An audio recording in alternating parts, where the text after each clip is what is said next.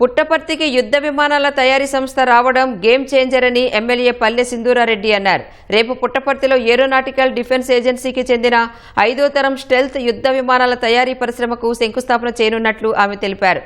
CM Chandrababu, కేంద్ర మంత్రులు రాజ్నాథ్ సింగ్, రామ్మోహన్ నాయుడు, మంత్రి లోకేష్ సహా జిల్లాకు చెందిన కూటమి మంత్రులు, ఎమ్మెల్యేలు శంకుస్థాపనలో పాల్గొనున్నట్లు తెలిపారు.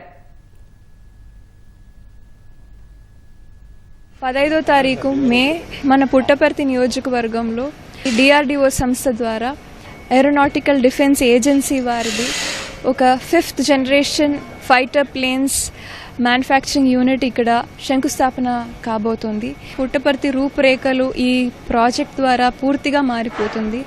650 ఎకరాలు ఈ అతిపెద్ద ప్రాజెక్ట్ కోసం కేటాయించడం జరిగింది.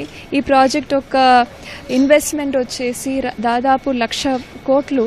ఇంత పెద్ద ఇన్వెస్ట్మెంట్, మాన్యుమెంటల్ ప్రాజెక్ట్ ఇక్కడ ఇన్వెస్ట్మెంట్కి రాబోతోంది అంటే పుట్టపర్తి చుట్టుపక్కల ఇన్ఫ్రాస్ట్రక్చర్ కానివ్వండి, ఎంతోమంది వేలాది మంది పిల్లలకి skilled and unskilled jobs opportunities కేవలం ఏరోస్పేస్ సెక్టర్లో మాత్రమే కాదు, అనుబంధిత సంస్థల్లో కూడా చాలా వరకు ఉద్యోగ అవకాశాలు వస్తాయని గట్టిగా నమ్ముతున్నాను. భారత రక్షణ వ్యవస్థ ఏరోనాటికల్ డిఫెన్స్ ఏజెన్సీ తరఫున యుద్ధ విమానాల తయారీ పరిశ్రమ రావడం నిజంగా చాలా చాలా ఆనందకర విషయం. 1,00,000 కోట్ల పెట్టుబడులతో ఈ పరిశ్రమ వస్తూ ఉంది. మొత్తం ఇండియాలోని ఎకో సిస్టమ్ మార్చడానికి అవకాశం ఉంది. చాలామందికి ఉద్యోగాలు వస్తాయి.